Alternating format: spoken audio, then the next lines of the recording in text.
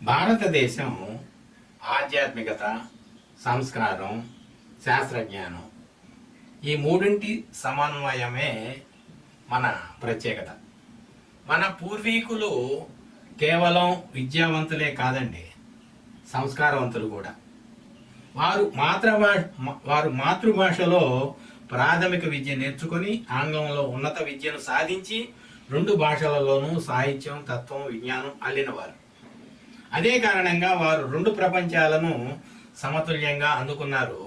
ఒకవైపు భారతీయత, మరోవైపు విశ్వదృష్టి. కానీ నేడు డిజిటల్ యుగంలో తల్లిదండ్రులు పిల్లల్ని కేవలం టెక్నాలజీకి పరిచయం చేస్తూ మాతృభాష, మాతృ సంస్కారం నుంచి దూరం చేస్తున్నారు. ఫలితం భాషలో బలహీనత, సంస్కారంలో అలసత్వం, మనసులో ఆత్మ విభ్రాంతి. ఎందుకే నేటి తరం తల్లిదండ్రులు తమ పిల్లలకు డిజిటల్ సంస్కారం నేర్పే ముందు మాతృ సంస్కారం బలంగా నాటాలి. మాతృభాషతో ప్రారంభమై ప్రపంచ భాషతో కొనసాగిన విద్యే సమత విద్య. టెక్నాలజీ పరిజ్ఞానం అవసరం, కానీ సంస్కార పునాది లేకపోతే అది ప్రమాదం. మాతృ సంస్కారాలు, మాతృభాష, మాతృదయ ఇవి నిలకడైన డిజిటల్ సంస్కారంకు బలమైన వేర్లు.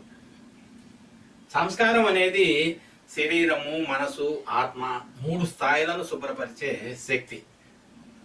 మన పూర్వ శాస్త్రాలు గర్భ సంస్కారం నుండి అంత్యక్రియల వరకు 16 సంస్కారాలను వివరించాయి. అవి కేవలం మతాచారాలు కాదు, అవి జీవన నియమాలు, క్రమశిక్షణలు. ఈ శతాబ్దం మన ముందుకు తీసుకొచ్చిన నూతన యుగం డిజిటల్ యుగం. ఇది కూడా ఒక సంస్కారాన్ని కోరుతోంది. డిజిటల్ సంస్కారం అంటే టెక్నాలజీ వాడకంలో నియమం, నియంత్రణ, నైతికత. అయితే డిజిటల్ సంస్కారం బలంగా నిలవాలి అంటే దాని వేర్లు భారతీయ సంస్కారంలో ఉండాలి. మాతృభాష మనస్సును నిర్మిస్తుంది, విదేశీ భాష మేధస్సును పదును పెడుతుంది. ప్రాథమిక విద్య మాతృభాషలో ఉంటే ఆలోచన శక్తి లోతుగా పెరుగుతుంది.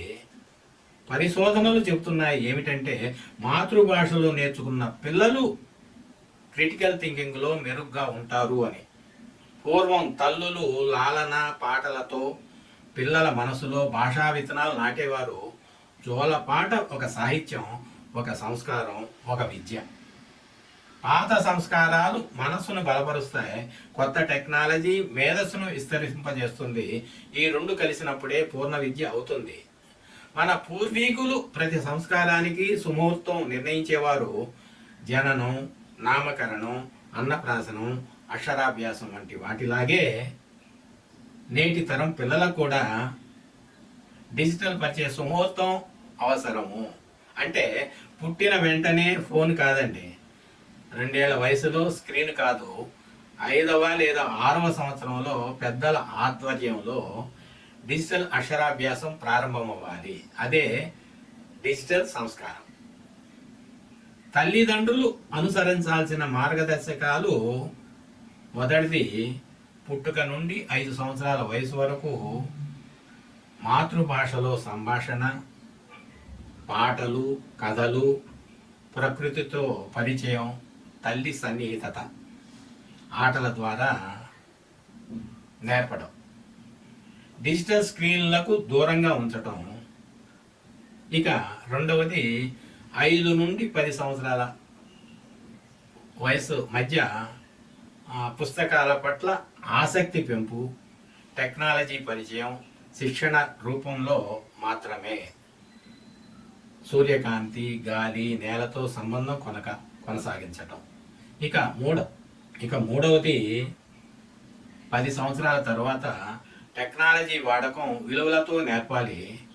వాడకం మరియు విధ్వంసం వీటి మధ్య తేడా తెలియజేయాలి. సంస్కారం ఉన్న విద్య విలువలతో కూడిన విజ్ఞానం, విలువలతో కూడిన విజ్ఞానం సేవతో కూడిన సమాజం. సేవా సమాజం దైవ స్వరూపమైన దేశం. పాత సంస్కారాలు మరియు కొత్త డిజిటల్ జ్ఞానం కలిసినప్పుడు మన పిల్లలు కేవలం టెక్నాలజీ వినియోగదారులు కాక జ్ఞాన యోగులుగా అవతరిస్తారు. పాత సంస్కారము అంటే మూలము, కొత్త టెక్నాలజీ అంటే కొమ్మ.